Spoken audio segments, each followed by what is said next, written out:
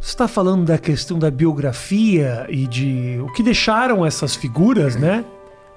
Você pensa, Cortella, no possível legado que você deixa? Claro, outro dia me perguntava numa conversa, né, se eu projetei, né, na minha carreira, no sentido de ser alguém que entrou para a docência, foi para a filosofia e que um dia eu imaginaria que poderia até me tornar pop, né? Afinal de contas, Você ser pop. Muito pop. Ser pop com filosofia é algo que até poderia se imaginar que poderia sê-lo de algum modo, mas como professor, né, era uma coisa um pouco estranha. E eu disse o seguinte: nunca eu projetei, coloquei como um plano programado, né, de atividades. O que eu fiz foi colocar para mim um princípio de que eu deveria ser o melhor naquilo que eu fizesse, não melhor do que você, mas o meu melhor. Isto é, o melhor Cortella na docência, na família, teria que vir à tona. Nesse sentido, né, quando se imagina que eu queira deixar um legado, eu gosto. Eu tenho um livro que eu aprecio muito, com um título, esse eu gostei, né, do título que eu mesmo dei, que é Viver em Paz para Morrer em Paz. No livro Viver em Paz para Morrer em Paz, eu tenho um subtítulo no livro, que é Se Você Não Existisse, Que Falta Faria?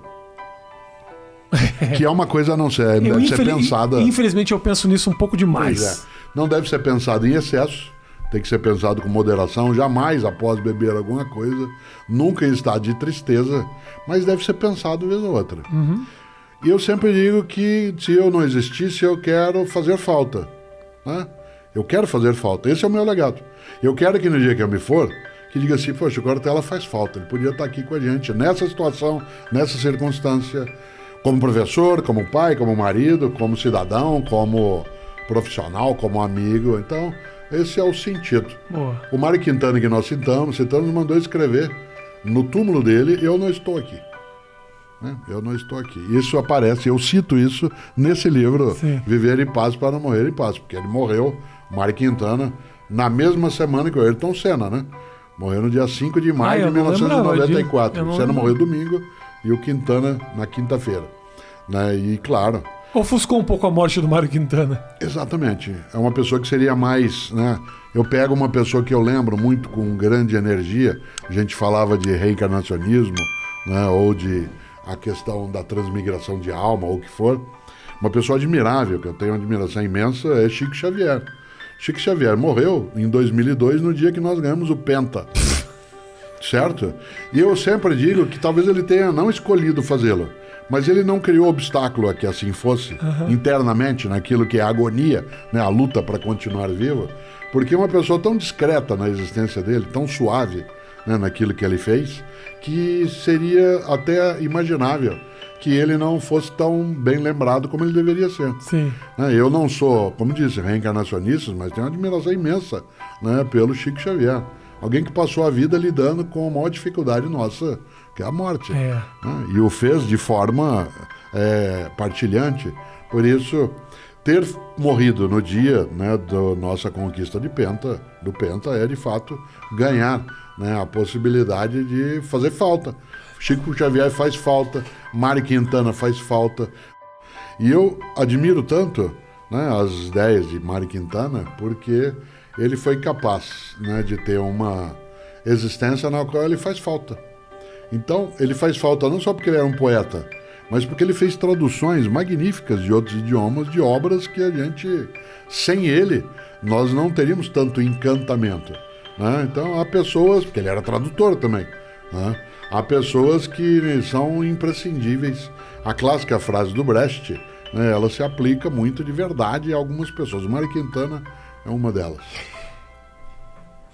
Poxa, esse papo todo me faz muito pensar sobre essa questão realmente do o legado, né? Eu fico... Porque, inevitavelmente, comunicadores, a gente toca a vida das pessoas de alguma forma. Não tenha dúvida de que você deve receber muita mensagem de gente que fala: eu tava num dia ruim, aí eu ouvi um vídeo teu e isso mudou. Sim. Isso marca a vida dessa pessoa. E a gente, como filósofo, num caso comediante, eu me sinto envaidecido quando eu sinto que eu melhorei de alguma forma a vida de alguém. Como eu repito constantemente, com certeza já piorei também a vida de muita gente. Claro, eu também, eu sou professor. Eu piorei 47 anos de docência, por vários momentos eu encontro pessoas que dizem: um dia você falou uma coisa que mudou a minha vida. E eu fico pensando nessa hora, sem descartar o elogio, naquilo que eu não disse, deveria ter falado, e em coisas que disse que não deveria tê-lo feito. Isso. Né? Claro, evidentemente. Uma das sinais de inteligência é o arrependimento. Nós somos provavelmente o único animal que é capaz de trazer-se do passado que fez para agora e olhar-se, sentir-se tolo. A frase eu não devia ter falado, ou eu devia ter respondido, ou como é que eu deixei ela fazer isso comigo, ou ele fazer isso comigo, isso é absolutamente no campo da nossa historicidade consciente. Né? É impossível que eu consiga viver sem pensar-me. Né?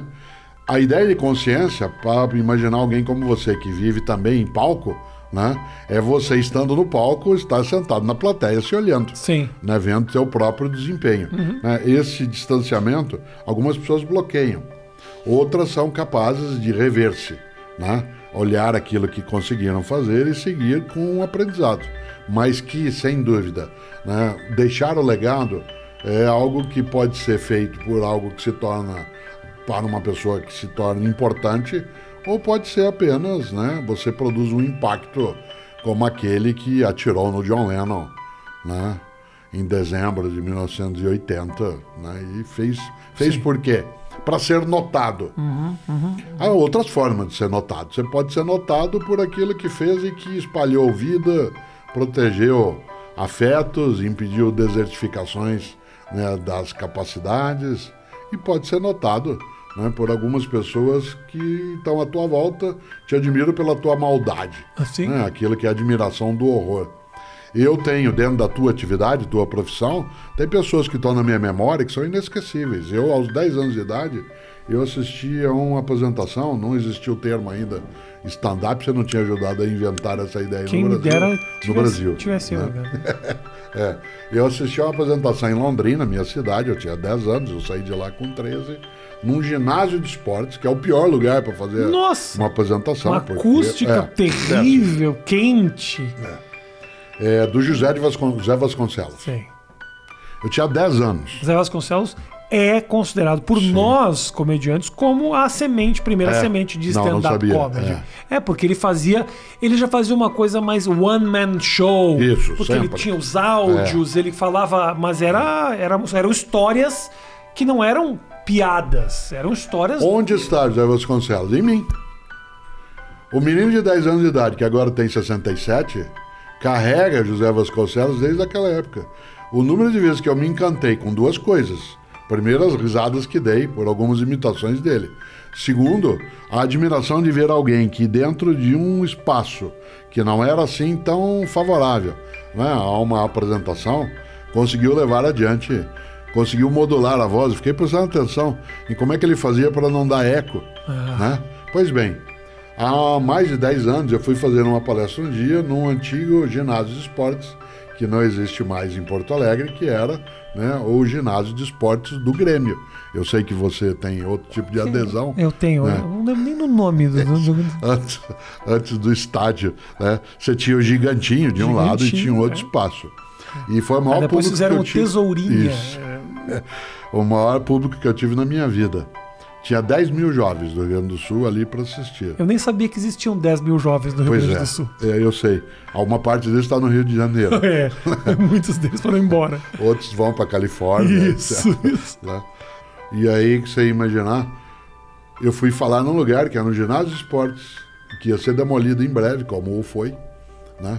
E no qual eu tinha que pensar na acústica. Em quem eu pensei? No Zé Vasconcelos. O que ele fazia? Quando eu tinha 10 anos, ele soltava a voz, aguardava as palavras reverberarem, e aí ele falava outra frase. Ele aguardava aquilo que pareceria um timing de comédia, em última instância era uma capacidade incrível de comunicação para impedir que eu tivesse um entupimento auricular, né, com as frases em sequência. Isso me levou a fazer algo que até hoje eu estico a sílaba final, a tal ponto que algumas pessoas perguntam, você é gaúcho? Né? Mas não, sou paranaense. Mas eu estico, isso eu aprendi vendo ele falar. Ora, outro, do magnífico, né, imbatível Ariano Suassuna. Ariano Suassuna, não tem como, você diz, não, mas ele morreu. Não, né, cada vez que eu lembro, porque ele dizia que ao redor do buraco tudo é beira, né? Ao redor do buraco tudo é beira, aquilo, ele vem de novo, ele vive. Então, essa conversa de que você fica na tua obra, ela não é falsa. Pode ficar de modo malévolo, pode ser difamado, ou pode ser afamado, né? Por isso, eu quero sim, né? Quero permanecer, né, nas pessoas, quero que elas pensem assim, nossa, Cortella faz uma falta, para isso eu não quero nem matar, nem roubar, né? Nem... E nem tergiversar o trabalho maravilhoso que foi feito até agora. Pois é, você olha e fala, um professor de filosofia, seria tão bom, né, que as pessoas se sentissem falta, né? E eu gosto, né, desta ideia. E isso vale em várias coisas, né?